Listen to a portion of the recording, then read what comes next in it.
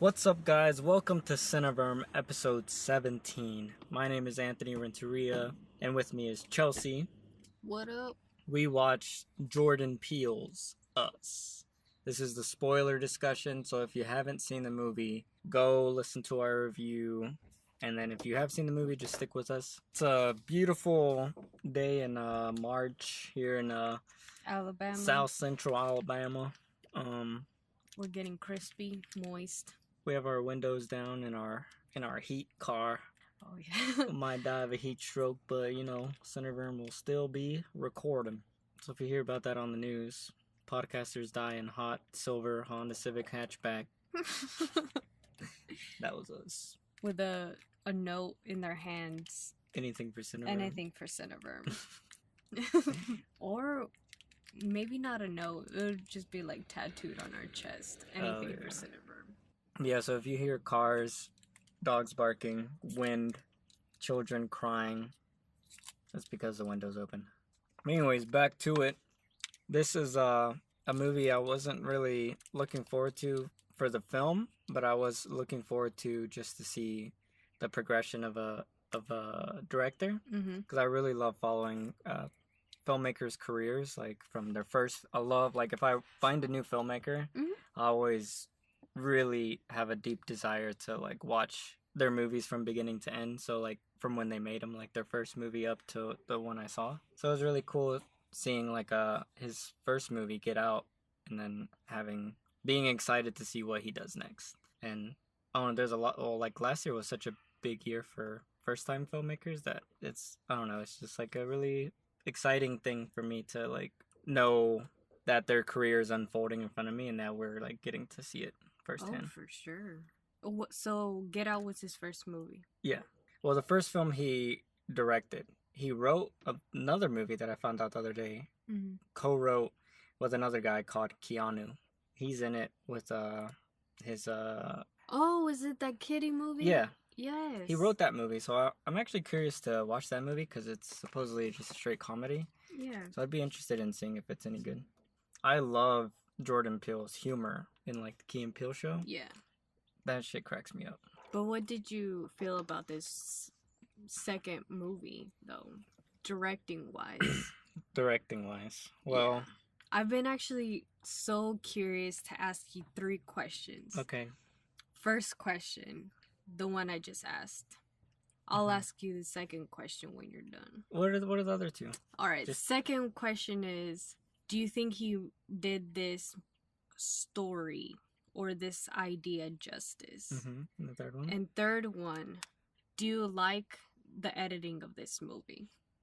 I don't know why, but those 3 questions were in my head as soon as the movie ended. Yeah. It's like I'm really curious as to what Anthony's is gonna think. Okay, so your first question. Because I have my own opinions, and I don't think we have the same opinion. Oh yeah, I can kind of feel that we have polar opposite opinions. You're the Joker, I'm Batman. Oh shit. Well, go ahead, answer the first one. So what was the first one? I forgot. I'm just kidding. Do you like the way he directed this movie? All right. Sorry, technical hiccup. So your question was, and let me set this up too. All right, so I'll give my answer. I want to be this distraction.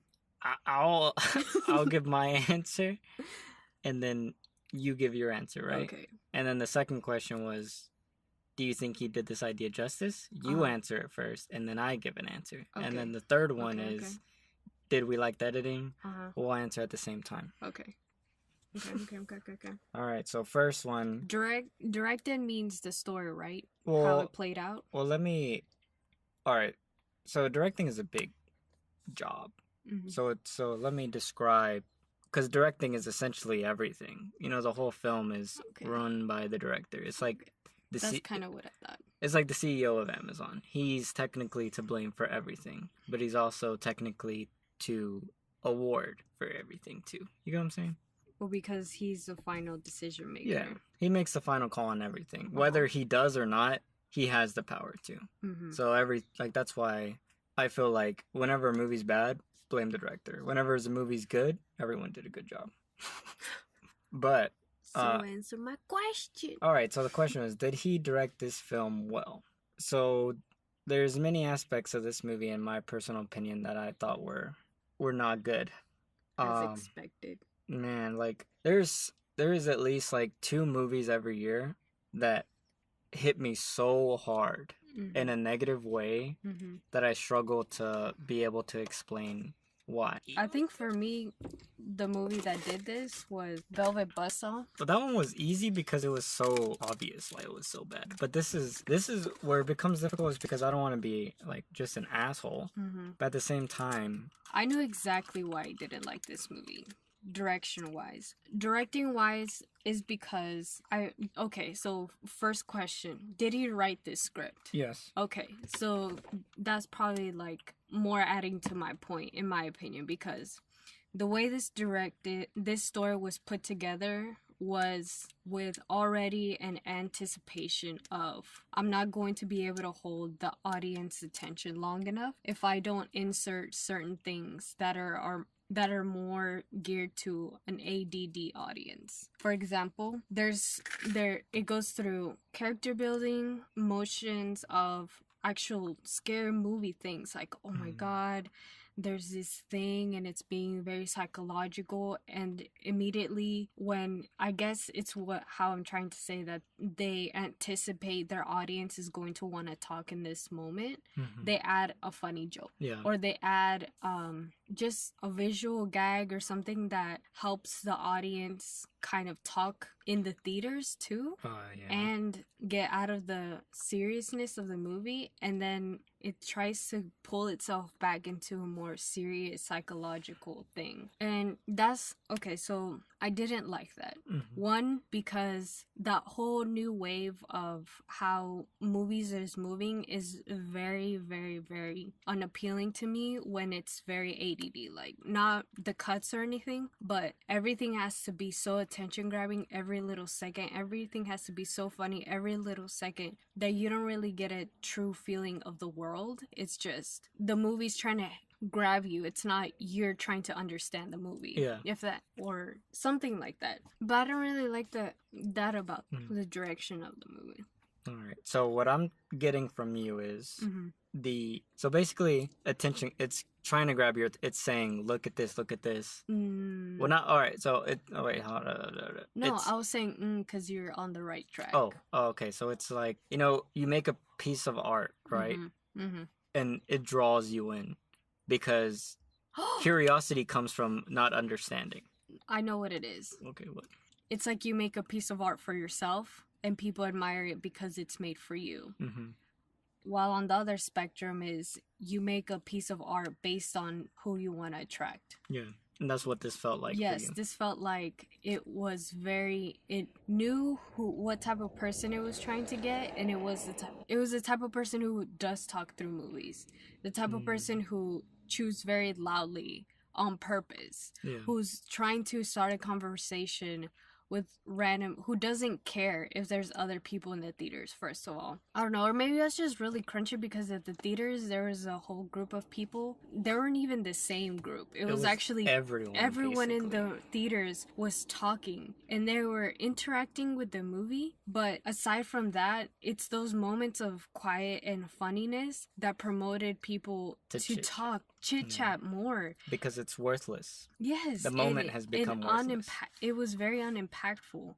And I don't know, maybe those people normally watch movies like that, but for me, going from other moods that movie set that is kind of like, I need to shut up, to this movie, and then having the direct effects happen around me through people talking was very frustrating.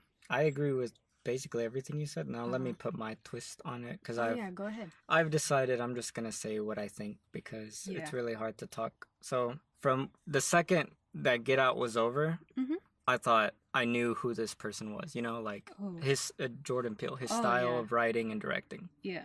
And I I like that movie only on the concept that it's based on, Mhm. but even that becomes a very negative into itself because the whole film is a joke. Mhm. I don't care what anyone says. That film is a joke because he killed his own idea by ending it with the joke. And it's a very serious subject matter that I think any other artist could have made that a revolution, like a true conceptual revolution of creativity.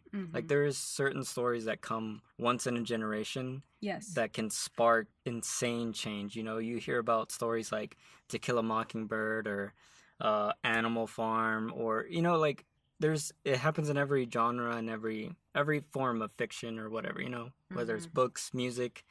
You know, there's just artists that come along with such a striking idea, and they subvert your perception of what you think it is. You know, Blind Spotting was one for me that made me understand cultural appropriation and racism in a whole different way. You know what movie did that for me? The Color Purple. Okay. That's the movie that had a lot of fun moments, a lot of very controversial moments, and a lot of things visually that made me think of things after the movie that were similar to what he was trying to say in Get Out, which was like a lot of very strong emotional opinions about how things are and how they're going to be, they meaning African Americans as a group, are trying to express themselves through movies, which is dope, but it didn't grab me because of his directing style or whatever. But what I'm trying to say is that The Color Purple did it for me because it didn't, at the end, like you're saying, it didn't end with a joke. Like, haha, you know, fuck what I just said. It's like basically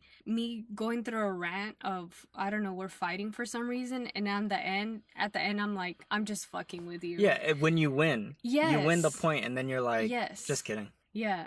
But you actually mean just kidding. Yeah. Anyway, so from that, I'm just going to use the word disgusted by him as a creator.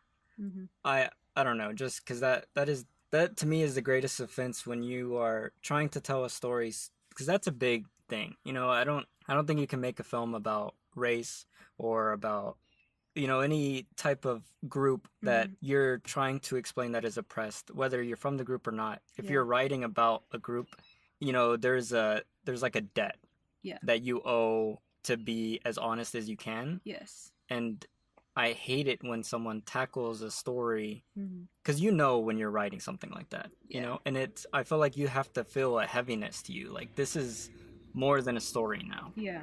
You know, like, as much as I also don't like Black Panther on a technical side, you can tell they understood the weight of what this movie was going to be. Oh, yeah. And I can talk shit about the directing of that movie all I want, but that movie, story, those above, characters, the dialogue, the idea of it, that came out in fruition. And, and that is what I feel like every film, whether you are of that race or not, you still owe that responsibility to whatever group you're talking about, especially when it's such a big and vast, diverse group. And then for Get Out, it just felt like he pulled a race card and was like, oh, well, I kind of made it a comedy too.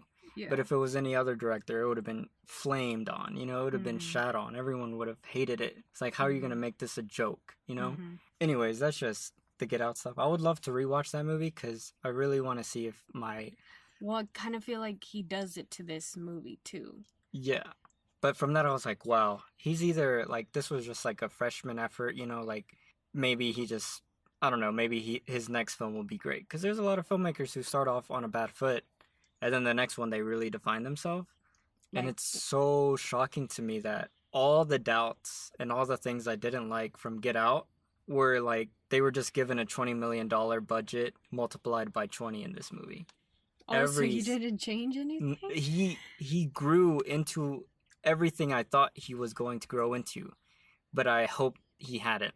Yeah. He is so, oh my God, it's like, it was almost disgusting watching this movie. I felt like betrayed. Well, not betrayed. I just felt like stupefied. I felt so unbelievably confused at the state of how everyone, like, people are calling this film a masterpiece. And like, I hate to be the one that's like, us? Yes. And like, they're calling him the next horror mastermind. They're calling him the next Hitchcock. They're calling him this and that. And like, maybe it's just all these voices that are just pissing me off. Mm-hmm. But it's just how, like, I don't understand how you could watch this movie and think it's even better than subpar in any element and aspect of this movie. I was shocked. Honestly, if I didn't really care about, like, films as much as I do, or I didn't pay that much attention to audience receptions and critical reception, Yeah. I honest to God think I would have just walked out of this movie. Really? It You was didn't like it that much? it was that bad. So most of it was because of a thought that you had from Get Out. And you were like, oh my gosh, I hope he doesn't dig himself deeper into this hole. And then he went ahead and did it. And then it's the disgusting thing isn't that he's making films. Like, all right, I can like, I don't care if an artist is making bad art, and I think it's bad art, I'll just avoid it. You know, it's not that big of a deal. But it's just the amount of praise that this art is receiving is just, like, shocking to me. And it's shocking in a scary way to me, because then it's when something becomes a thing, everyone copies it. And then I just see him becoming this thing, and I'm like scared, because horror is, I already don't like horror as it starts, because it's such a bland genre. Most filmmakers who do this genre do it a disservice, and they do the easiest thing. And now this is the new easiest thing, is what he's making. You know, like, everyone's just gonna flock his way. Yeah. And to me, there's not a single aspect to any of his style or his ideas that are appealing to me. Yeah. If anything, he gets a good idea, and then he just it almost, like, it reminds me of Widows, but Widows is 10 times better than this film. The director of Widows, he has an intense artistic visual eye that I know that I cannot diss at all. Yeah.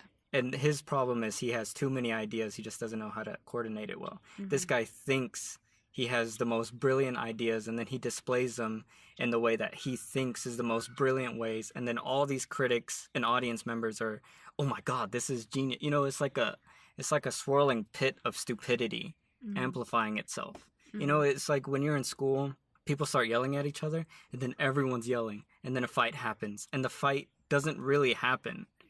Maybe they tussle around for a few seconds, and then if you're on the very outside where that thing is happening, it feels so intense, and you go tell everyone, dude, it was the craziest fucking fight I'd ever seen in my life. Yeah. But in reality, it was nothing. It was a shitty moment amplified by a million shitty things that were not based on any value. And that's what I feel from this film.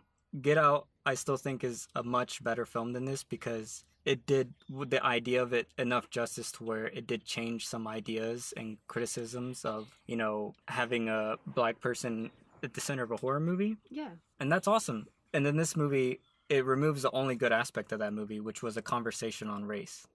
And this film it's obviously not a conversation about race. It's a conversation about another idea that we'll talk to later that I think is a little stupid how it's presented. But the point is, I thought the movie was directed horribly. I think one of the most pretentious films I've seen since, you know, like, the other film I could compare it to is like Black Klansman, but there is a certain sense of artism to Black Klansman, because the director, Spike Lee, he is so passionately absolutely himself that I know exactly how he made that movie, where this film just feels like bullshit. I don't know, I just, like, it's almost, and I think it's just the whole swirl of everything happening around it that maybe it's clouding my judgment. But, like, I don't think he has any talent. So, well, what is that idea that you think he's not presenting well? So the idea was race in his first movie. What is the idea for this movie? Social class segregation, poverty, the benefits of a system. It's about the system of America. There's people, his metaphor is, there's people underground being cloned that are worthless. And there's people above on Earth who are living these luxurious lives that maybe or maybe not deserve it.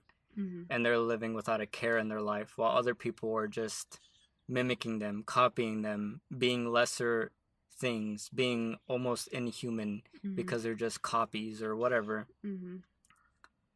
And then the whole idea is that, well, I don't know, that's the concept. And like me talking about it, I'll probably just insert my own ideas of it, which I don't even want to do because he doesn't do any of that service in my mind. He's like, the way he directs this movie is so fucking cocky and confident, but I don't understand how anyone could be so cocky and confident about how you're presenting these ideas when it's so obvious. What do you mean obvious? Yeah, like how he structured every scene in this film.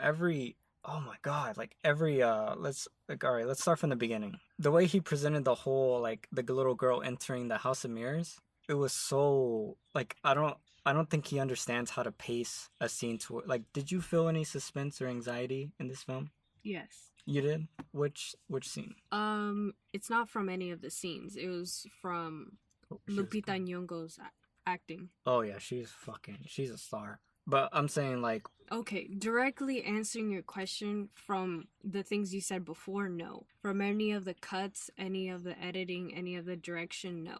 I did not feel anxiety. I felt anxiety because of Lupita Nyong'o's, only her acting. Oh, actually. Hers was fucking... Only her acting. I think she was pulling this whole movie on her back. Yeah. But yeah, that's my answer, no. Okay, so the first big sequence... I don't even count that first sequence as a sequence because then it cuts to nothing. And oh my god, just the beginning. You know how I told you the first 5 minutes of a film tell you what the film's about? Mm-hmm. Holy shit, the first 5 minutes of this film was... I was like, oh my god, this is going to get so bad. Oh my god. I could feel people... I don't know, I've never been so bored in a movie in my life. Honestly, I would have walked out of this movie because I was so bored, not because it was so bad. Mm-hmm. Every single moment of distress. For example, one that just pops in my head right now is when she's the younger girl who runs track is running away from her evil clone, right? Yes. And you see her run, like, no.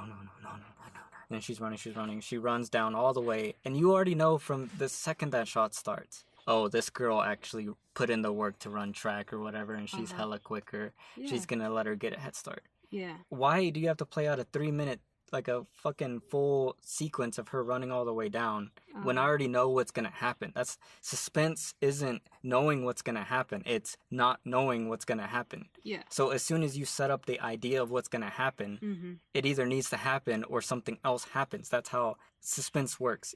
If you listen, as much as I don't like listening to Quentin Tarantino because he's also like really cocky, but he backs his shit up. But he talks about suspense in a brilliant way, which is you're pulling a rubber band. Mm-hmm. And suspense is pulling it all the way until it fucking snaps. Yeah. And you can do it slowly or rapidly, but the point of pulling a rubber band is at a certain point you think, oh, it's going to snap. Oh, it's going to snap. Oh, it's going to snap. Yeah. Oh, fuck, it's going to snap. It hasn't fucking snapped. Oh, and then you start cringing, you know? Like, that's what tenseness should feel like in a movie. You get cold sweats. And then he goes out of his way to place, like, that's why it feels like confidence, because he knows what he's fucking doing. Mm-hmm. I know for a fact this dude could talk about all the horror films in the world in a second. Like, this dude is the biggest horror fanboy, and I can feel it. Mm-hmm. But I don't think being a fan of something makes you a good creator of something. Yeah. And maybe that's his ultimate weakness, is that he is obsessed with horror so much that he will never be able to make a true horror film. But anyways, so that scene starts. Well, every scene that he does, within 4 seconds, you know what's going to happen. And it's made worse because he shows you what's going to happen. He shows the glass is breaking. Oh my God. But I already knew her head's not going to go through that fucking glass. Yeah. And then it crack. And then the other lady walks away. Yeah. Like, what the fuck is the point of the cracking? You know, like that, you either crack it or something changes, not something walks away. Yeah. That's, oh my God. All right, so that whole running scene. And then she's running down, she gets to a car, and then the girl runs up, and then they're like beside each other on the car, right? And then she drops down. Oh, she's under the car. And then this motherfucker takes so much time. Like, the longest fucking shots I've ever seen in my life. Fucking like 3 seconds for her to go under the car. Nothing's under the car. And then everyone in the theater is either oh my God, he's going to do a jump scare. But he doesn't want to do jump scares. That's from the first scary moment. You know, this movie's not going to have jump scares. So he's like just fucking with this rubber band. Like, I don't even know that's why I'm so bored. Because she's on top of the car. 3 seconds pass. She's still under the car. Same frame. Same shot. and then you see the car moving. Mm-hmm. Okay, I get she's on top of the car. And then we see a shot of her standing on the car. And then we see a shot of her looking up at her standing on the car. And then we see the shot of her pulling the scissors. Oh my god, sound effect. And then you see a shot of a man looking at her clone on top of the car. see look and see it. So, all right, that's all fine. But now you have to let go of the rubber band. Mm-hmm. She's either gonna attack the girl, or the girl's gonna attack the other girl. That's the snap. That's the conflict happening. Mm-hmm. And what do you fucking do? You add a third party. The rubber band's disappeared now because now there's a joke. Everyone laughed. Yeah. And it's like, what the fuck? Tense. Nothing tense is happening now. Mm-hmm. And then I'm like, all right, she's gonna kill the guy. She's gonna walk up to the guy and stab him in the stomach. And then wide shot. Girl runs away. This girl turns, fucking slow as shit. Walks up to the guy. Hey, what are you doing on my car? Ah! Holy fuck! Like, that was every single moment of this film was so fucking. Woo! I've never seen such a stupid film in my life. You want some water, honey? You know, think about this scene. The kid. Oh Uh-huh. my god, this is so fucking awful. Oh, this is. I'm boiling right now. All right, lay it on me. The evil kid is in front of a car on fire. And I'm like, he's gonna fucking die in the fire because he plays with fire. I get it, fucking dude. You planted everything. All right. Yeah. And then the other kid walks out of the car. Uh-huh. And then he plants the idea that they're mimicking each other. You know, like that's already played. And then he's like backing up. Mm-hmm. And you see the kid backing up to the fire. Lupita does great. She's doing her cry. Nailing it. You be you. Fucking 10 seconds of this kid backing up into the fire. Uh-huh. And then I'm like, okay. And then she's backing up. He's probably going to get taken. Mm-hmm. And then there's evil Lupita. I don't know. It's just so fucking dumb. Evil Lupita. All the fuck. I've never seen such. Honestly. It was very predictable. But it was predictable. And then it was like, oh my god. I don't even know. You can roll. What do you have to add? Like, for example, the scene. Oh, this movie was. Oh my god! When it started with the clones at the house, they're in the street or whatever. Mm-hmm. I was like, ooh, this is gonna be cool. They're gonna have to escape the house. Yeah. That's gonna be fucking tense. How do you escape? You know, playing off characters. You know, they move like you, they think like you. I don't know. You could do 1,020,000,020 different things. And this man plans out this. In the whole inception of this film, father walks out. I'm gonna call the cops, whatever, blah, blah, blah, X tough. It's whatever, it's stupid. Wait, does the police ever come? Because No. they're like 15 minutes. They're 15 minutes away. Well, because everyone's being killed. Okay. Yeah. Dad walks out. Whatever shit talking dialogue that seemed very forced. He comes back inside, gets a bat, alright, goes back outside, hits his hand, and then they scatter, right? Or whatever. They come back. I don't even want to fucking explain it because I'm boring myself talking about this scene. The point is, the fucking dude, it's like the most obvious, like, you could have not done this, like, them entering this house in a more cinematic way than just bumping against the door, hitting the father's knee, and then they perfectly align, all sitting on the couch, and then we get all this mumbo-jumbo backstory, you know. I just bored myself. I don't fucking know. It's just stupid. I was like, this movie's fucking stupid. As soon as they were sitting on the couch facing each other, why go through talking this out? No other clones talked. They just killed. This should have been in like there's a movie called 28 Days Later, 28 Weeks Later. And I think it's 28 Weeks Later. Yeah. This film fucking starts with the fucking pop. You know, it's like, you know, when you see a lightning storm coming and you see the lightning and you're like, oh fuck, that's gonna be loud. That's how that movie started. And that's what I thought this scene could have been for the movie, and it's just the pacing of it is just so stupid. Yeah. So in 28 Weeks Later, the movie starts, sets up, there's this house there's people in this house. Yeah. And they're living in it's a post-apocalyptic zombie world, right? Yes. And these zombies are insane. They can fucking sprint like Usain Bolt and fucking rip you in half. Oh yeah. And then they're in the house, whatever. Someone knocks on the door. Don't let them in, don't let them in. They get in the house. And the door is like held up by wood planks or whatever.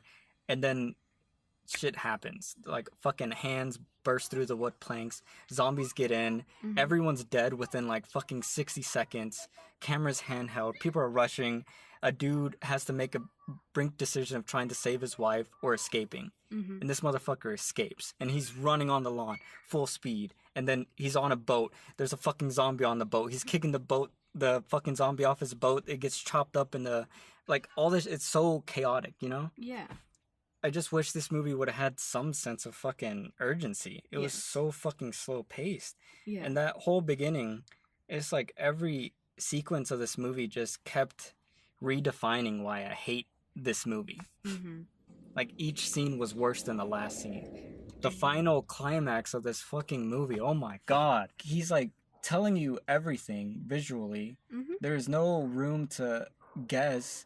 Mhm. It's so fucking, it's like someone shooting you with the shotgun of obviousness, point blank. He's fighting with the girl, showing ballet dances, right? Yeah. Intercutting ballet dancing with a fight scene that there's like, I felt nothing from, like, she just emptily swinging and dodging. It felt so rehearsed. It was stupid. Oh my god. And then I'm like, okay, I get it. She's the clone. The girl is the clone. It's fucking obvious because none of the clones talk, and she's the only one that's been able to talk. Mhm. Fuck. Wait, so you already knew she was not the clone? Yes, that's why she was showing scenes of the ballet. I kind of like that part where it showed her trying to talk in the beginning and her voice sounded like she hadn't used it in a long time. Mm. I didn't really like it until the end, where it was actually a thing that they revealed that, oh, she was the original daughter that was switched up by the other person or whatever. Yeah. But I don't know, because for some reason I got really emotional because you just have, first of all, you have two parents that don't really love each other. And then you have a daughter who's always trying to not get on either of the parents' good or bad side because she's resenting them. And it also plays horribly on her because she was literally switched. There was a completely different person in her place, but her parents didn't notice. Aside from the mom being, I just want my daughter back. Yeah. But she never really knew that that thing was not even her in the first place. Yeah. I think that's why I got emotional. And then thinking back on her just planning everything out, having to live in such a insane underground world with all these people who are obviously crazy, and then everyone looking at you for direction as a child is very hard. How would a child deal with that for so many years with so many like literally crazy influenced people around you? Yeah. That who knows, if she were to mess up or were to, I don't know, do something crazy, they would probably kill her. Yeah. So at that point it becomes a life or death situation, on top of her already dying soul that she's just waiting just to get out of where she is. You know, like if you were down there, you're who you are has to die for you to survive.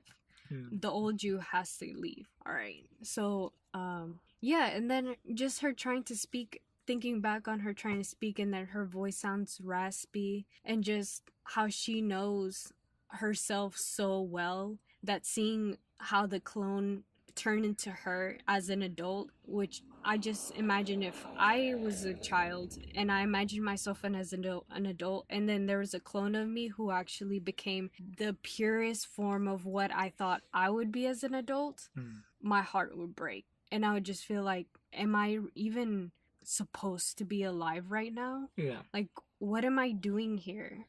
And I would just be so angry at the fact that not just my parents didn't notice, but someone lived my whole life in front of me my whole life in a world where it should have been me.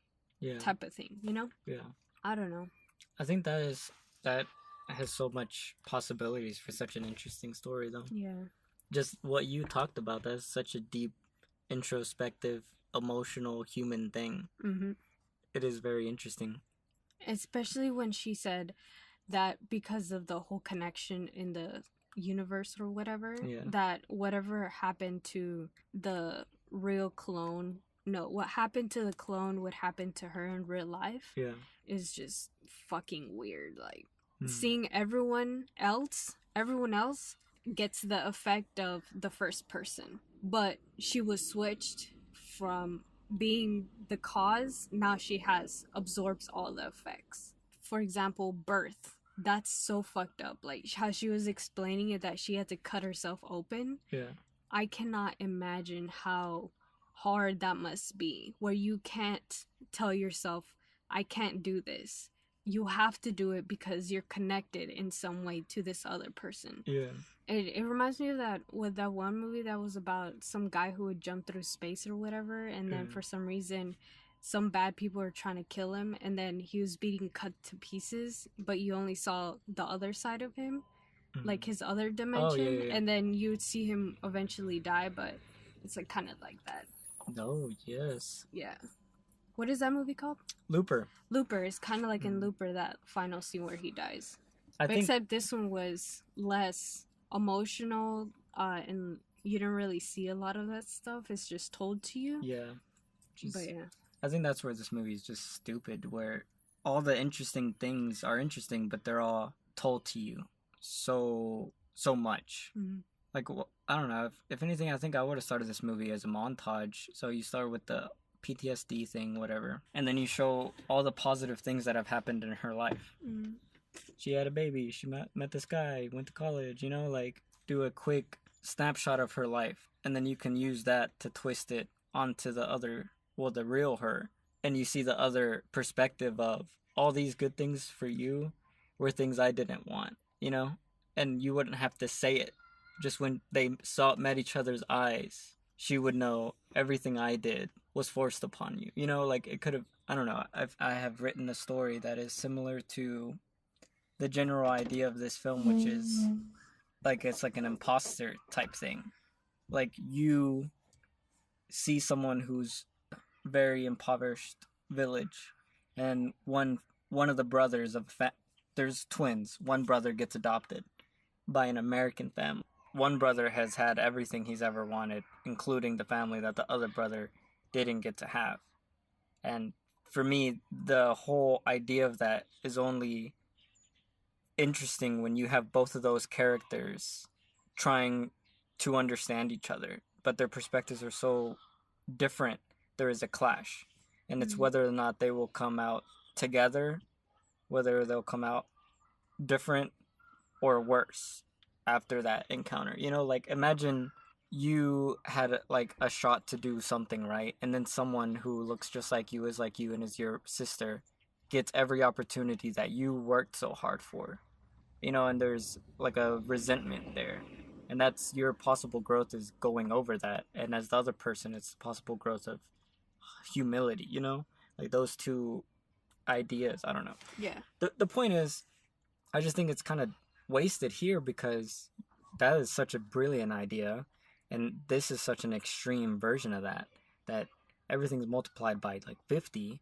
If you were to have them actually not fight but express, and truly give them time to, because imagine how she felt. She knew every day of her life she did not belong where she belonged, and I wish we could have seen that more. I feel like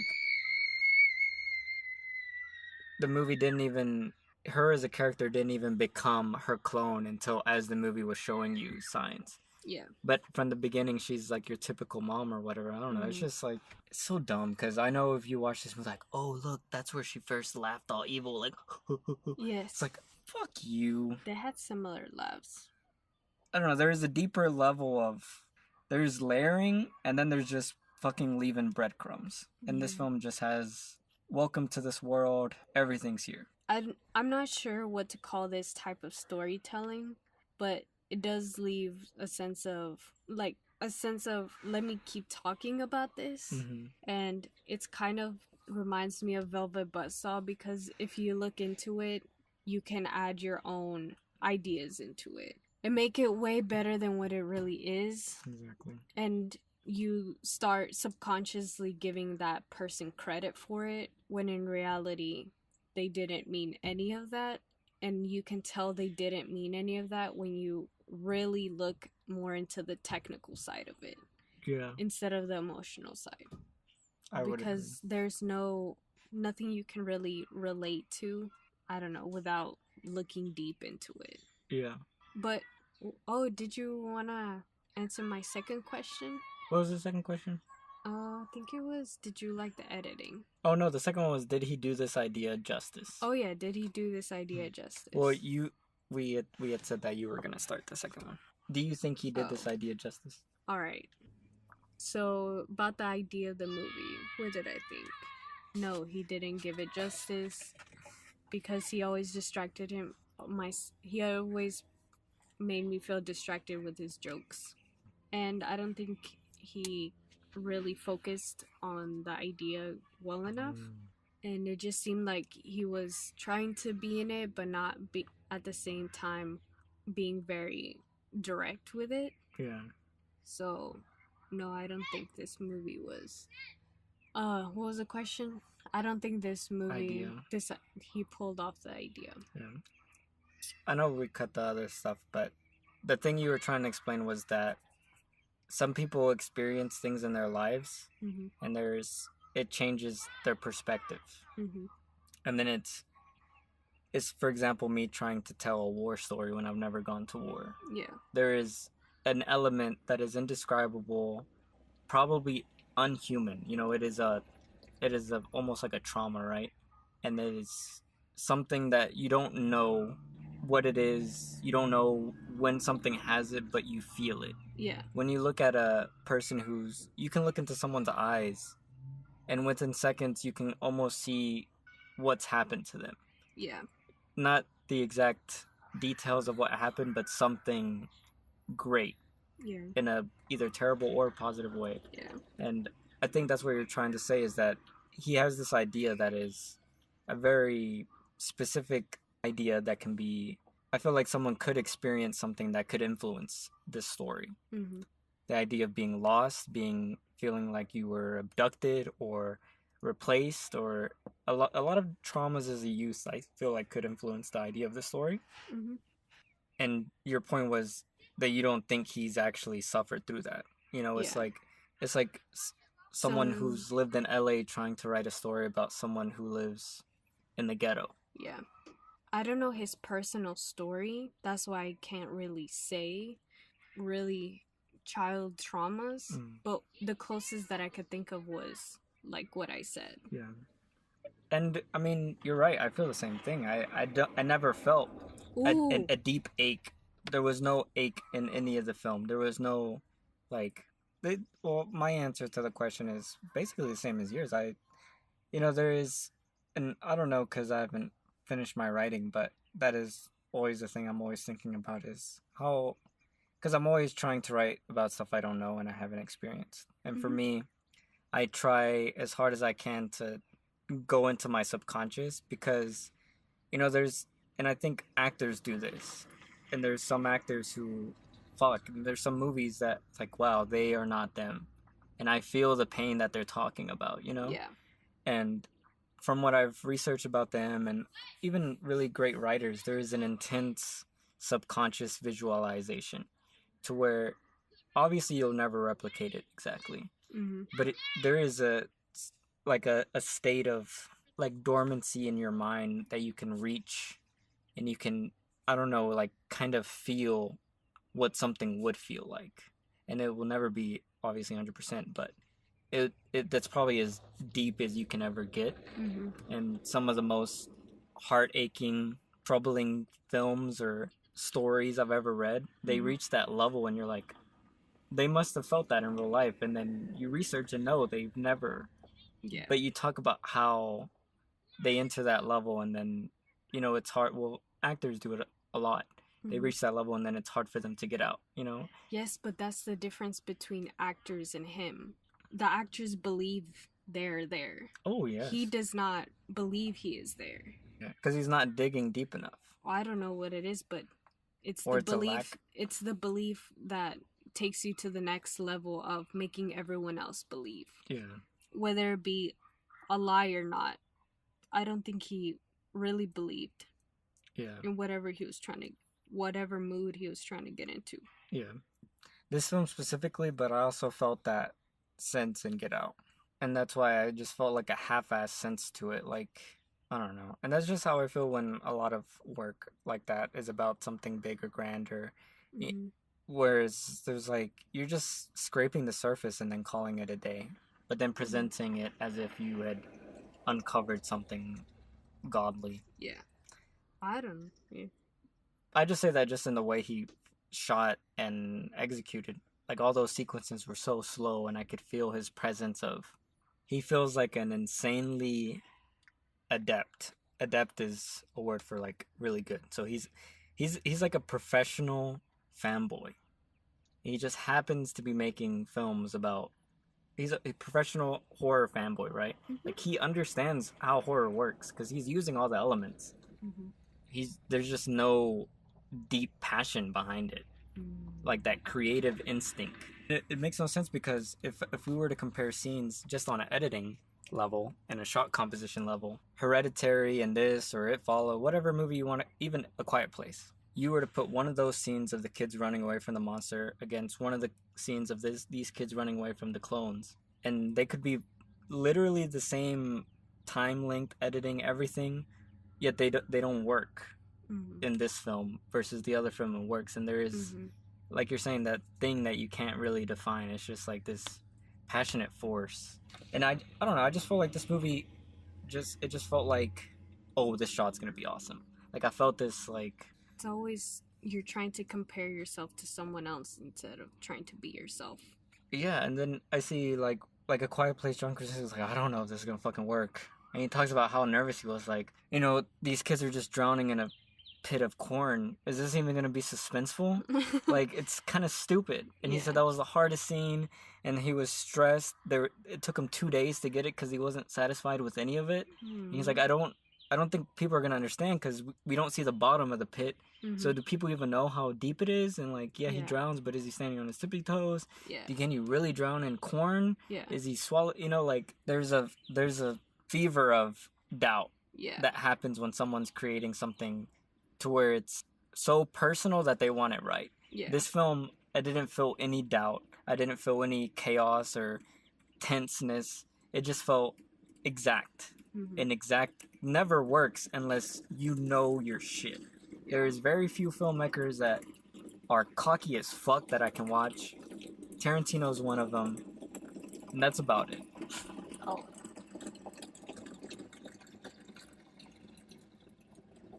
And hold on, cause Did you guys hear that? Like we're filming outside, boys. Even like Christopher Nolan when he directs, constant stress. Edgar Wright, constant stress. Wes Anderson, I think he's the other Tarantino person. He is so flamboyant. Every shot Wes Anderson does, it is unabashedly him, But there's like a grain of passion that he's doing it out of like a pure instinctual will. Where this film, if he wasn't him, he wouldn't do it that way. Yeah, and it just feels, I don't know, it doesn't feel honest. It feels so dishonest. It doesn't even feel like a real movie to me. It feels like a mash of ideas it feels like a fan fiction. It feels like when you watch a movie and then people are like, oh, what if this would have happened? That's what this feels like. It feels like a cool idea that someone once said and then someone else tells that story. It's kind of like how I come up with stories like, oh my gosh, zombies. And then I just think zombies, and then all the random zombie things that I thought were cool in the past, I'm like, ooh, all those things together. Instead of how you write stories, it's like, okay, so what's more? What's the point of it? Yeah. And for me, it's just like, oh shit, zombies. Let me exploit zombies. Yeah. I feel like, yeah. What you're saying is... what is the substance here is for you? Well, I feel like this wasn't written in a cold, dark room. It was written with him, with all... he probably wrote with this... With a Starbucks cup in his hand. He probably wrote this with his like Oscar for Get Out. Damn, what'd you think about the music, man? I actually like the music a lot. Really? Yeah, I didn't like how it was used in the movie. I thought it was stupid as fuck. Oh, God. I like the final song. It's like do do do do. When in the editing it showed the Ballerina. ballerina and stuff. Mhm. I really like that part. I hated how that scene was I composed. love that part. Why did you like it? The music? The emotional aspect of it, how it was talking about someone doing something that you were supposed to do and it benefiting them in the future while it only hurt you. Yeah. And it's kind of like that. It's like you will never be who you were meant to be because who you never were supposed to be always got the upper hand on you. And that's why they are who you want to be. Yep. So instead of trying to be who you want to be something different. Maybe this film is about himself, that he knows he sucks and he's Stop. trying to. But yeah, I really like that scene because of that. You're just trying to diss on this man. Leave him alone. He's not affected by me. Fuck. This movie's gonna get nominated for Oscars and shit. His career is fucking golden. Damn. Well, that's cool. Anyways, what were you saying that you didn't like this? That I didn't like that sequence. I'm gonna just go through a list of things I didn't like real quick. Mhm. I didn't like the father character written. All the actors, if they were bad, it's the director's fault. So that guy. If you want to get crazy, we can get crazy. All that stuff was so horrible. His dialogue is awful. I didn't. Was there even a part that I laughed at? It was pretty funny how the dad's clone died. That was such a stupid He death. just got like ripped up, Oh my god. shot up. That was like, why even do a horror Pounded up. movie if your deaths are that meaningless? We'll keep going on the things you didn't like. Okay, that's one. All his fights were so stupid. Like when he was in the boat, he shot the flare gun. I mean, how dumb do you have to be to think a flare gun's gonna kill someone? Do you know how a flare gun works? No. So if you were in that scenario, would you walk? I assume, okay. To be completely honest, you might think I'm dumb after this, but I thought it worked kind of like a firework. Mm-hmm. Where it was actual fire, like sparks, that made that flame. Well, no. Flare gun is a thing, shoots out, and then it sparks. Yes. But would you have thought to kill someone with that? No. That is like. What else do I have? Oh, I have this flare gun. I can't throw a buoy at him. But you fucking you would stumble for 5 minutes. That man was injured. Honestly, the thing that was more ridiculous was that the other clone of whatever didn't walk faster and just end that man's life. That's what I'm saying. It's his misery. He could have probably just made it. Damn. Pulled out those scissors, snip, snip on that snip, snip. Bam. I think you pick any scene of anything happening in Bird Box was better than this entire film experience on a suspense level. Bird Box. What movie is Bird Box? Baby Mama? Oh, yeah. You think it was the pacing? He's just fucking the stupid. Timing? Was it the way it looked? Was there not enough depth for you? It's literally stupidity. Well, you can't just not explain yourself. Oh, it's stupidity because it's like I can't even explain it. That's that's the only. You have no point. Oh, okay, hold on. So that idea. What idea? Of the killing? He thinks he's so smart that it becomes so stupid. So, for example, the whole beach scene. You didn't get that flare gun? Okay, they're gonna use a flare in the movie. Oh. And then it goes. Obvious. They're talking about the boat. Like everything is set up for everything. Yeah. Which, okay, that's whatever. You don't have to do that. I mean, who fucking told you? That's some shit you read in a goddamn screenwriting book. Save the cat type shit. Damn. Suspense works not from what you know, but from what you don't know, people. Oh my god. If you knew what everything... Make sure to buy 366 when the short film collection book comes out. Alright, so... Write a review. I'm just kidding. So, okay. So, that aside, right? Uh-huh. And then, just what you said. That guy, you show a scene of a clone, another clone, with like one fucking swipe at the neck. Done, right? He knows exactly what he's doing. Yeah, he knows how to kill someone. He's a fucking big dude. Alright. And for some reason, Big Daddy here twisted his damn ankle and can't walk for the whole fucking film. No, he got hit in the knee by that bat. His leg's probably broken. It never showed that. So if you're gonna show everything, fucking show his knee being blown out. Because it looked like his damn ankle was twisted because he just wasn't walking on his ankle. He was walking crooked-legged on his ankle. Okay. If it was his knee wouldn't have been extending. Alright, anyways, so broken ankle dude fucking decides to stumble all the way back to a pier for that's a long walk. That's what I'm saying. That and realistically there were stairs. Yeah, so 5 minutes of that dude jumping around in front of him like a monkey, not killing him. And then he crawls into his little hole with the flare gun or whatever, and then the other guy also crawls into the hole. Like that's a stupid idea. It makes no logical sense. It makes no creative sense.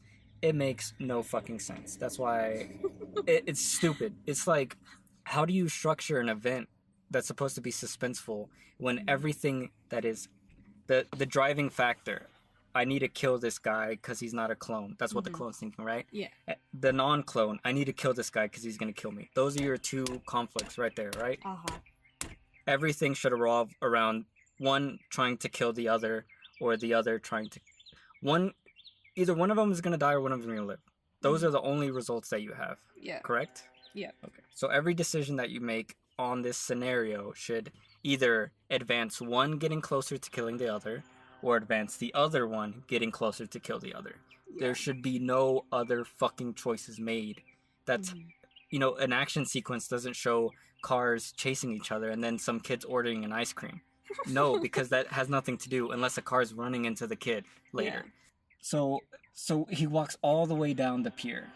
So logical doesn't make sense. So that choice was for him to kill the other guy with a fucking flare gun. It's stupid. Like, you could have structured that in a million ways. You could have had him... I don't know, like, it's so stupid I can't even think of a better idea because it's the worst version of that. The kid walking in front of a fire, it's a trap. And then, okay, we see the oil for 5 seconds, fucking panning up to the SUV. Everyone is still by the car. She couldn't have been like, get away from the car. Yeah. And then you have to have the kid just walk into fire. So, like, that's not how traps work. He should have dropped the match. Car exploded.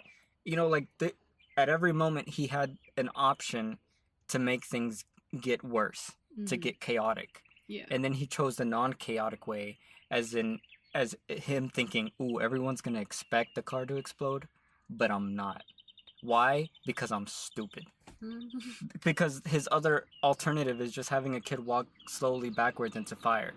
That's not how a good choice is only good when you're picking it above worse choices. The fact that you're presenting two options of an event and then you're picking the stupidest option of that event that you yourself presented. You have a girl on top of a car, a girl under the car, she could jump down, kill her. You add another element that is stupid.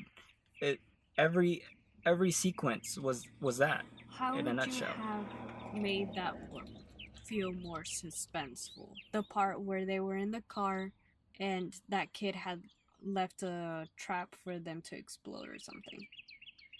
That? Yeah. So she walks out of the car and then the kid flicks the fire. Cut immediately. He flicks the match on his hand, cuts to the other kid in the car. It's a trap. He's like, what? Don't get out of the car. Don't get out of the car. This is the dad, right? Don't get out of the car. The kid runs out of the car. Dad, it's gonna blow.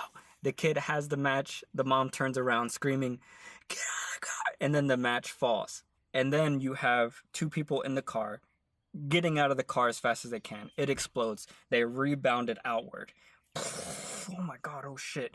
Evil Lupita walks through the flames, sees the little kid, and then grabs the little kid.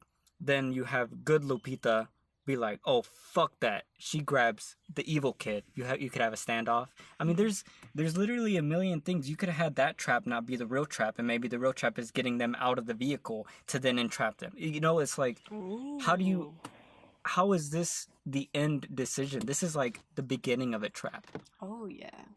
Especially when they reference Home Alone. It sounds like a teaser. If you watch Home Alone, the genius trick isn't the first trick they show you. It's the fucking domino effect of traps that he has set. Every single trap leads into another trap in motion. Oh yeah. So how the fuck do you reference a movie that's doing something way better? Like, you know, like, I'll never fucking reference First Reformed if I'm making a movie about depression. Why? Because I don't think I could match that. I'm not gonna reference fucking The Shape of Water if I'm doing a fairy tale movie. You know, like, Yeah.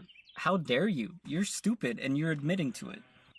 Whoa. All those fucking It's like- sequences are so dumb, man. There is a saying, I think it goes with writing, or maybe it is from film. Every shot should support and redefine the previous shot. And your whole film should be like that. The beginning shot should be the definition of the ending shot, and every shot in succession should be redefining it. You know, it should be a chain of consequences or actions. And the best movies do that. Horror movies especially, that's what the whole horror thing is about, is a survival thing. I did not give a fuck if any of these people lived. I wanted them to die because they were so fucking dumb.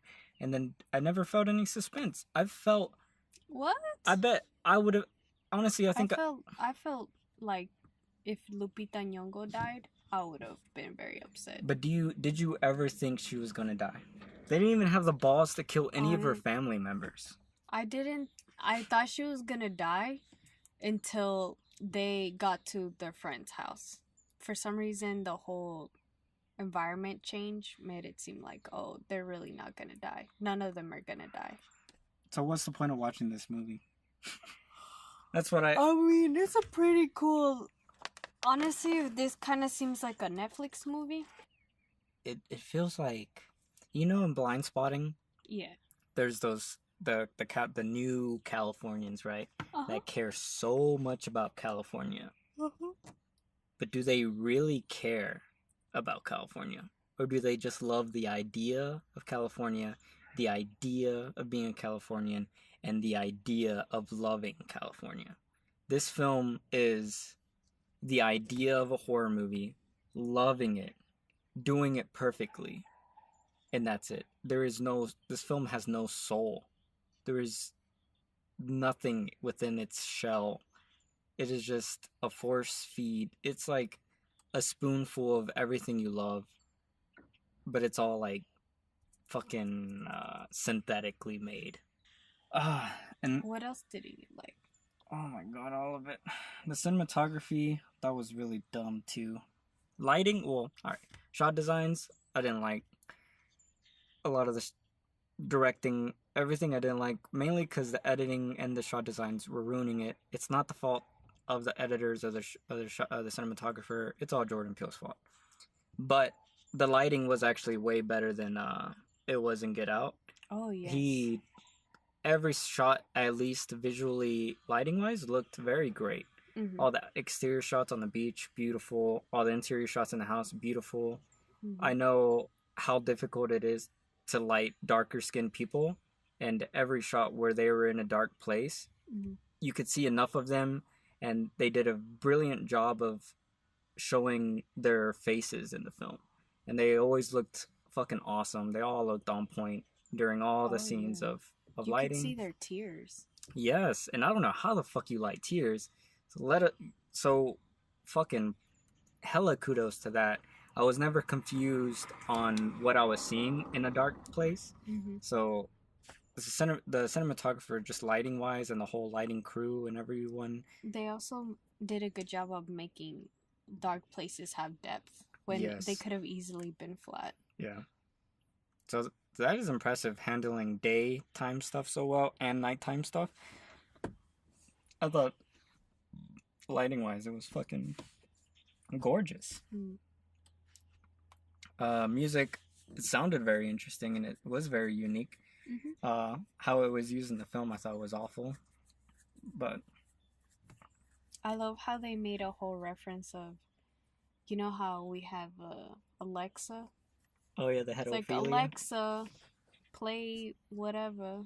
You know, it's like when you're trying to make a low cost film, instead of being like, hey, do you have an iPhone charger? It's like, do you have that pair charger? Oh yeah, Pair phone? Like, you try to, it's similar things, you just change the name up. yeah. That part made me laugh. I don't know if that's an actual thing or like It's a not. thing they're promoting, but it made me laugh because it's like, oh, they're trying to rip off Alexa. Alexa. Yeah. Sorry, that had nothing to do with what you were saying. But yeah, do you have any other points? Do you want to talk about anything else in the spoiler discussion?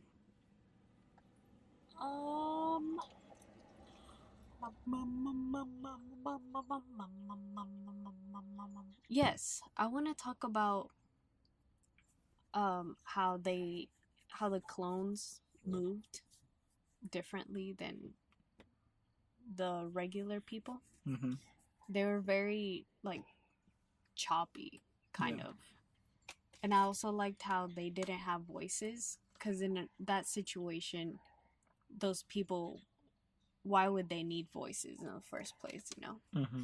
So I thought that was a really cool element. Also, the way they looked was very sleep deprived, Mm-hmm. and their makeup made them look very scary. They Oh yeah. had black, not, I don't think it was eyeliner, but just like black bags under their eyes, and then their eyebrows always looked a little too dark or a little too white compared to the rest of them. They just look dead. Mm. Like, they got as close to zombie skin as possible without making them look like zombies. Yeah. And ridiculous. Which is, I thought that was really cool. And the makeup of the little boy, his clone, had burnt his half of his face. That looked really painful. Yeah. Even though it was scarred up tissue, I could kind of imagine how it would have looked fresh, you know? I don't think he would have been able to smile like he did though. So I think that's a little fake, but it did look really good. Yeah. Because once you have burned tissue, it does not stretch. Yeah. So it should have been a lot harder for him to smile. The other thing would be, I wonder how he got that burn, because he would have just had similar things happen to him that happened to the other boy. So did the other boy get into an accident that he barely avoided, or did he just have really good medical attention that the other kid didn't have, to where his face got scarred up? I don't know. Yeah, there's a lot of plot holes like that, because it wouldn't make sense, because even medically you cannot perfect, like if someone gets burned at that level, there is no. And why? Well, you think more of his body would have been burned too? I don't know. Or, well, another question would have been, But that's a. how couldn't Lupita's real self, not the clone, but even after she got unhandcuffed from the bed, first of all, how did she get unhandcuffed? Second she of broke all, it with that pole. no, when she was little, Oh she yeah. got handcuffed to a metal pole. Yeah.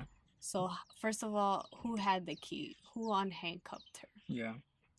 Second of all, wouldn't she have eventually found her way out of that place? Just by going up the stairs. Yes, because she wasn't attached to the other person like that. Mm-hmm. So that would be another question. Like, why didn't she didn't have any curiosity of any of the hallways? It seemed like it was a very long place, but there was for sure a beginning and an end. Yeah. Yeah. I think if you start digging really deep, you could just be like, yeah, if she wasn't tethered, why didn't she walk out? Why does she keep dancing if she was the original tetherer?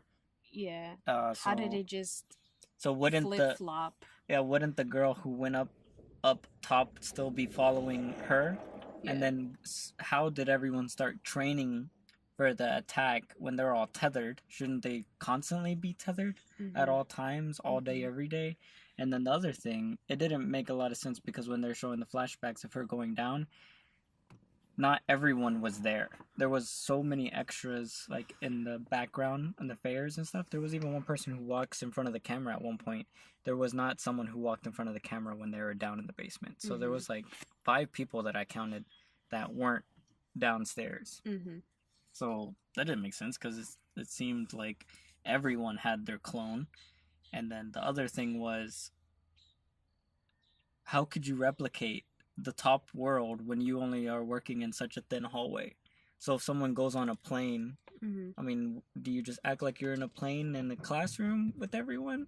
But then what if someone from Japan comes over? You know, so like, does someone have to walk from their Japan tunnel network all the way over? Or if they're from New York, do they have to walk from their New York tunnel all the way over?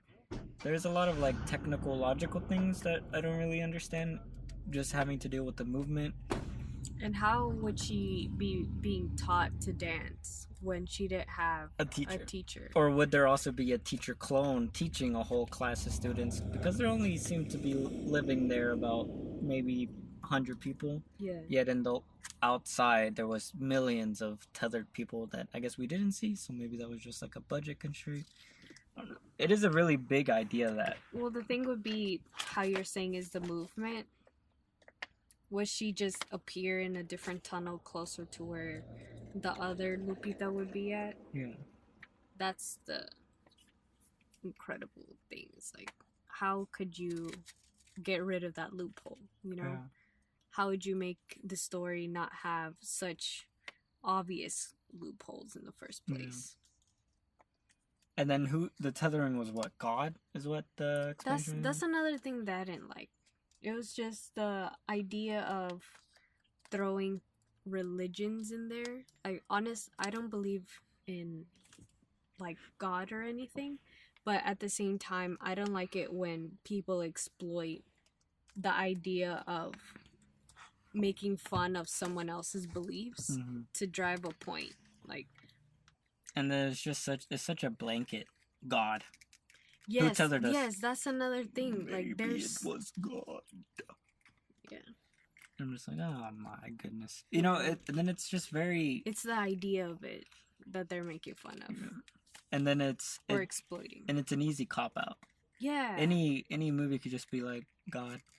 And then, yeah, there's a lot of plot holes when you really start digging. It's like, well, what is the actual purpose of them being tethered? Are they just... And then, like, who... Are they making food? Where are they getting their food from? Water? Crops? Toiletries? There's a lot of, like, logistical... nightmares. The weird thing was that there were so many bunnies and then you just saw them eating bunnies. Oh, they're eating the bunnies. Yeah. Well, you could get liquids from the blood and just natural liquids from the bunnies. Well, but the bunnies have where to eat. did the bunnies eat? Yeah, that's what I'm saying. Like, who made that society in the first place? Who is continuing that society in the first? Where did it start from? I don't know. Was it like a science experiment? Yeah, it was very open-ended, and that's what I kind of hate, because then it leaves room for these critics who call this film a masterpiece to be like, oh my god, there's so much there, when there really isn't there. Like how you were saying, someone can see a bad piece of work and then add in all their own elements and fill in the blanks and like, oh, it's actually about this, you know? Yeah. But then it just goes to bullshit. But then... I don't know. It's also when you try to play on the history of what is happening during current times. Yeah. That is more of a big influence of what people get out of your movie than what is in your movie. Yeah. If that makes any sense. Yeah. And then the way he talks about this movie, I was expecting a whole different film, because Jordan Peele has been doing his press stuff, and it's just like, I wanted to make a film about how, fuck, I can't remember, but it was basically that we are our own worst enemies. Mm-hmm. And I'm like, okay. And that's what he said in, like, literally every interview. That's, like, the kind of core idea that he stuck to. Mm-hmm. And I'm like, how is this about your own worst enemy? Mm-hmm. You are your worst enemy. I get it when you're making yourself fail, you're doubting yourself.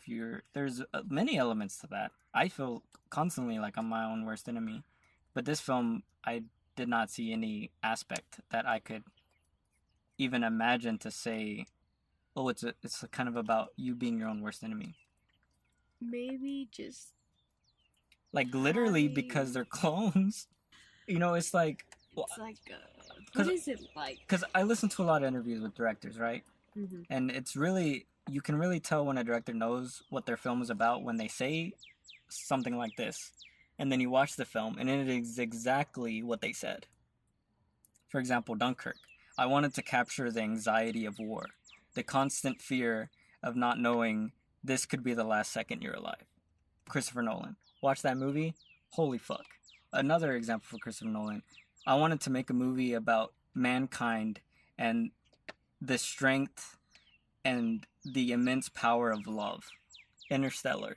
That every choice everyone makes in that movie is about love. Yes. They're all scientists trying to save humanity, but they all make the most selfish fucking choices. Yeah. And that is the most human thing. Love is selfish because it is a desire to fulfill. Love is you receiving. Yeah. So that defines the movie. I mean, there's, A Quiet Place. I wanted to capture the anxiety of being silent. Mm-hmm. The fear of that. Yeah. I wanted to capture. He said I wanted to capture the feeling of being a parent and trying to do everything within your power to keep your children safe. Yeah. And me having a newborn child in my lap while I was reading the screenplay made me realize I needed to make this film as a father. Oh, yeah. Because it was something I'm afraid of. Yeah. Like, what if I'm not a good enough father for this kid? Yeah. That whole movie, every choice of that movie was about him trying to be the best father for his daughter. And his daughter... Have you used Hereditary? Oh, yeah, like Hereditary. Hereditary was about people comparing you to your relatives, but you're not trying to be like them. Being afraid that something one of your relatives have done will follow you in your life. Yeah. Whether it's abuse or any horrible thing. Yeah. And you don't think this movie was what he was trying to make it be? Like, you are your own worst enemy? No, not at all. And I just don't understand how you can go on press tours for like a fucking month and say the same thing, and how do you not know that your thing is not that?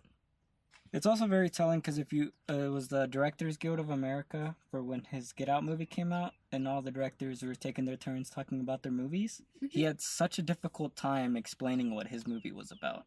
Yeah. That it took him so many paragraphs and minutes to explain anything about his film that was coherent. And well, Guillermo del Toro said, "I was so fascinated with your movie at the end when the red and blue lights were shining on the main character, Daniel Kaluuya. I was like, oh my god, this is America." And then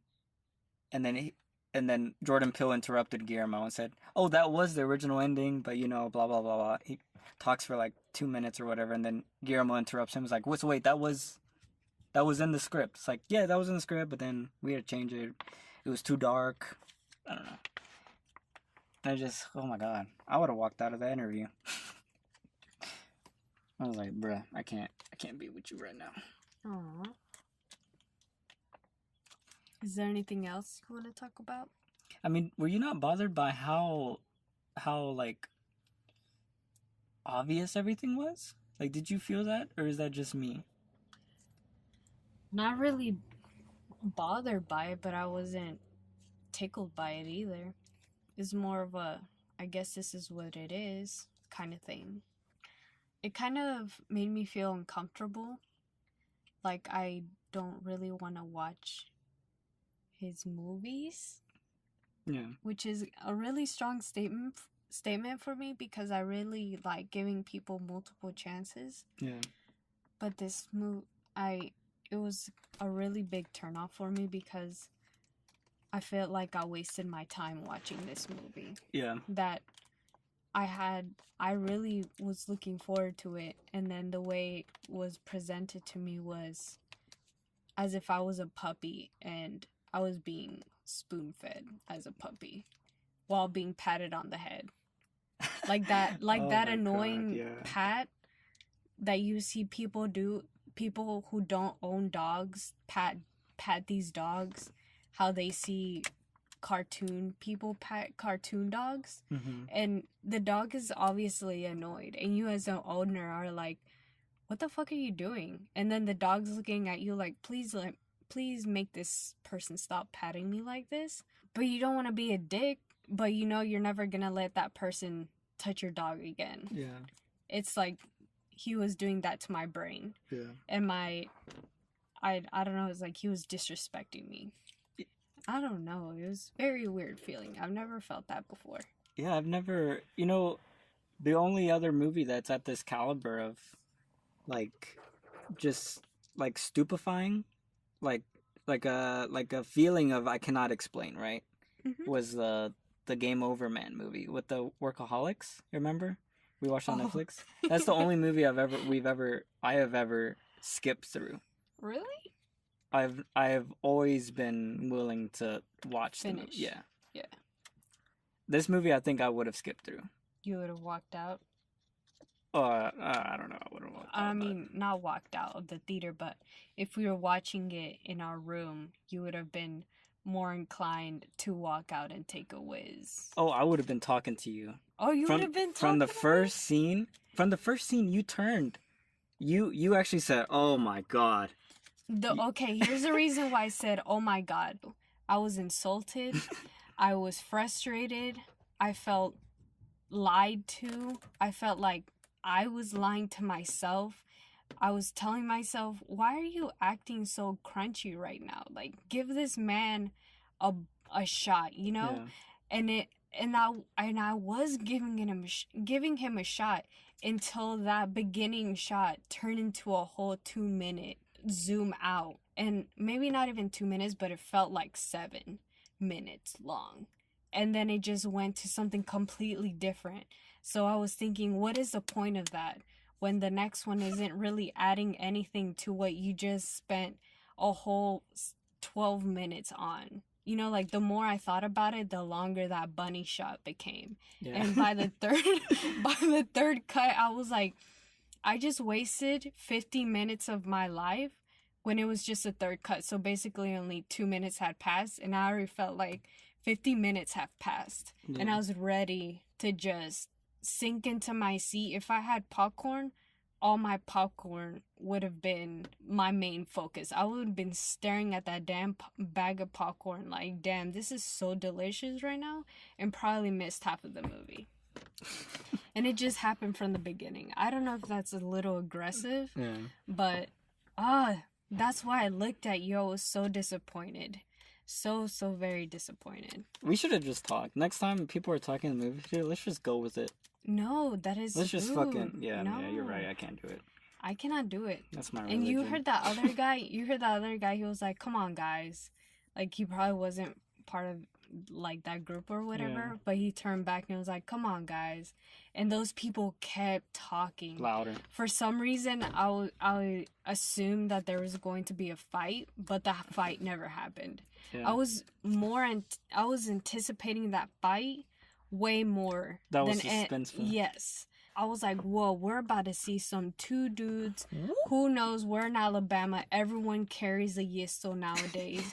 We're gonna see we're gonna have a shootout. And then I'm gonna have to grab my honeys, make sure my phone is unlocked, and then we're gonna head out of here, and we're just gonna not look back. We're gonna see it in the news a couple weeks from now if it even gets the news. Yeah. And I'm gonna have a cool Cineverm story like, oh shit, we went to the movies and I almost shit myself. And you're gonna ask me why. I was like, well, you were there. There was a fight. Yeah. They pulled out guns. I think it would have happened if it was a good movie. You think so? I could feel everyone. I don't know. That's why I'm so stupefied. Damn, we just need to move on because we're just gonna call this movie. No. It seems insane though. How insane? How you've basically just 98% of the people. Yes. Who claim to be film fanatics, film lovers, who claim that they understand cinema at a deep level. You know? Yeah. These are people that I consider myself a part of this community. 98% of these people claim that this is one of the greatest works of horror ever made by humanity. You think that what I just said is an exaggeration? It is not. People are like straight up labeling this film a masterpiece, labeling him as a mastermind, like verbatim. And to me, well, that's where I have a problem with statements like that. When you say people, all right, I'm saying critics, film critics. Yes, but that's basically people. You're saying people, but in a different way. Like you're not using actual facts.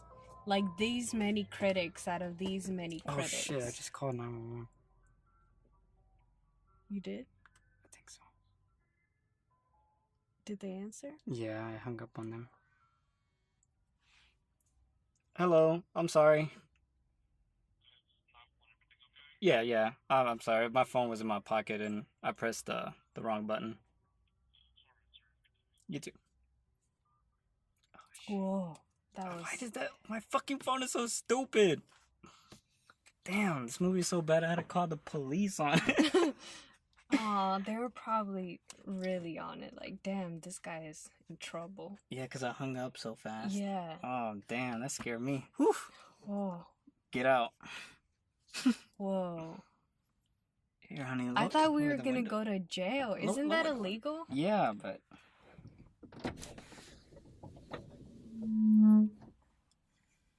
Okay. Whoa, we were about to get a ticket. What were you saying? They registered that number. They're like, this guy cries wolves. Alright, if anyone has a BlackBerry, fucking email me at cineverm@yahoo.com, because when I press my lock button 3 times, it all, like, the 3rd time I press it, it calls. Like, this screen is off, and it's calling. So right now that I unlocked it, he had already answered. And then I was like, who the fuck am I talking to? Because I just showed a little button. I thought maybe it called Tiffany or something. I hung up, and then I went to the calls. I'm like, oh, watch that be the fucking cops. And then I looked, and it was an emergency number, and I was like, oh my god. Maybe just change the emergency number. Well, it does it automatically. I've checked all the settings, and I can't undo it. Yes, but it calls the emergency number. So change what you have. No, there is under the emergency number. There is no contact for it. It is programmed to dial 911. Oh, so you're asking them, is there a way to undo that? Yeah. I'm asking anyone who has this phone. Maybe there's someone who's smarter than me. Maybe Jordan Peele. Watch. Can we take a break? With Jordan Peele's second inventive, ambitious horror film, we have now seen how to beat the sophomore jinx, and it is Us. Us is a serious film about the American underclass, those who toil out of sight and out of mind. Us is also a lot of fun. Us is a solid, almost old-fashioned thriller. Can I get out of here? I don't think... What? I need to feed my kitties, damn it. Well, let's wrap up the spoilers. We're about done. Oh. And we'll do the review in a second. My kitties need me. They're hungry. Alright, so that's the last thing I wanted to talk about. Though. So, I mean, is that not mind-boggling to you? Like, so much praise for such a... I don't know. I haven't been alive that long, and it seems like old-fashioned means hella old-fashioned. No. I haven't really experienced... Here's where my movie watching experience started. Mid-year last year. Okay. Before then, I have no reference. I have no nothing. You could tell me it's an old-fashioned whatever from what year, and I'll be like, oh, dope. Cool. Like, I would actually believe you because I have no experience with those things. And I'll give you the benefit of the doubt, like, oh, dope. Like, this man knows what he's talking about. You know?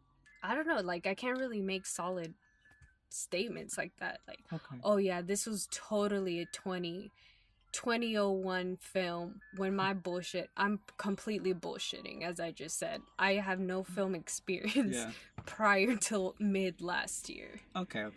Well, I think this is a good point to wrap up. I'll pick up in the review. what would you rate this film then for all the listeners? Oh, rate it? Out of 10? Oh yeah, forgot we did that.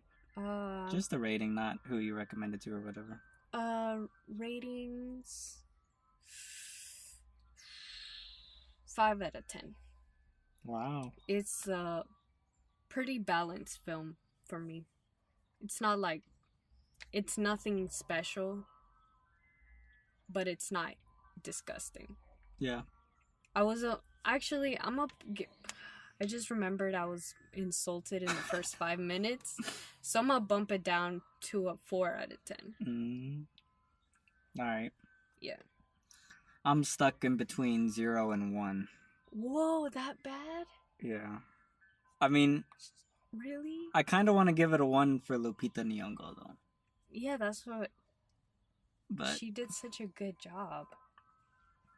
She's one of the best actresses out there currently. For sure. She's and she's so beautiful, bro. Like, how old do you think she's probably like 70 years old or some shit, and she looks like she's 21. But she looked younger than her damn daughter. Yeah. Oh yeah. But she looks so beautiful. Everything she wore, like, she just has a glow about her that you can't erase. No matter how she's trying to act, she's just like there. Give it a 1 out of 10. 1 for Lupita, 0 for Mr. Peele. If I were to rate the actors, I would say Lupita Nyong'o did a 10 out of 10. Oh yeah, she did so well that she made a 0 out of 10 a 1 out of 10. That is fucking crazy. You know, this is like the only film that we've watched since I stopped writing reviews that I actually want to write a review. I feel that strongly about this movie. Oh, go ahead. But it's gonna take me like 20 hours to write the review. Yes, so much you want to get it perfect? boiling anger inside you're him. Insult someone? Not insult. I'm insulting the work. Oh. I don't think Jordan Peele is stupid. I just think his film is stupid. Oh. He is obviously a very intelligent man for making such a stupid piece of work. Cut. What is the... Damn, what is those comebacks? There was one that we read. Should have bought that book and read them off. It's like, I'm here now because of all the hard work. All my hard work. And then whose is the comeback? Yeah. Like, whose hard work? Oh, he loves nature, but nature has not been kind to him. That was one. He loves movies, but movies have not been kind to him. Well, shit. He's a fucking mastermind, according to 98% of the population. That's scarier than... Well, it's not. What? Scarier than what? I was gonna say, that's scarier. Rampant gonorrhea? Ooh! Okay, just to wrap it up, you guys, go watch this movie. Well, this is if you're ready. Oh, yeah. You've already watched this movie. So email us. Let us know what you thought. Oh, yes. If we even miss something, I don't know. I think we really did talk about most of it. You know, there's only 3 other critics in the world that said this movie wasn't a masterpiece. Who else? Like, there was only 3 on Rotten Tomatoes. Oh. Anyways, so let us know what you think. Do you think what we said was bullshit? Call us out. If you do, I don't know. We probably won't even answer, but we're gonna do a special segment. But it's all gonna start off with that special email that you sent us. Yeah. Cuss us out. Share the love. Yeah. I don't know. And go to Anthony's website. I would fucking lose my mind if someone could convince me that any of these sequences were not stupid. Yeah. Oh, we're not stupid. Anyways, y'all have a great day. Thanks for listening. Relax on that coffee. Yeah. Take it. I just learned